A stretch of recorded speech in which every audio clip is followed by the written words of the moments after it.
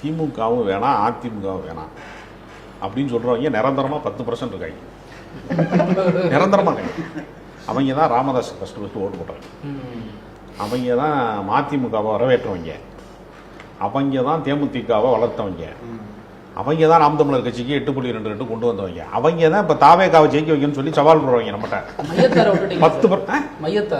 ஆமாங்க. அது அப்பப்போ அது மியூசிக் சேருங்க, சுத்திக்கிட்டே வரும். நீங்க ராட்டினத்தில் போனீங்கன்னா நம்ம ஏற்றி விட்ட இடத்துலயே இருக்க மாட்டாங்க. நீங்க திருப்பி மேலே போடுவோம், திருப்பி இறக்கி விடுவாங்க. சுத்திட்டே இருப்பாங்க, சுத்திட்டு இறக்கி விட்டுருவாங்க. ராட்டினம் சுத்திட்டு இருக்கும், ஆள் மாறிட்டே இருப்பாங்க. இந்த 10%ங்கிறது ஒரு ராட்டினம் மாதிரி சுத்தம். அப்ப நீங்க சொல்ற அப்ப ராமதாஸை ஏற்றி விட்டு இறக்கியிருக்காங்க, மதிமுகவை ஏற்றிருக்காங்க, வைகோ இறக்கி விட்டாங்க, விஜயகாந்த் இறக்கி விட்டாங்க, சீமானை இறக்கி விட்டாங்க, வரிசையா கமலஹாசன் இறக்கியிருக்காங்க. இப்ப இந்த ராட்டினத்துல இப்ப சுத்திட்டு இருக்கிறது நம்ம உங்கள் விஜய். இப்போது பாடிக்கொண்டிருப்பது விஜய் தான்.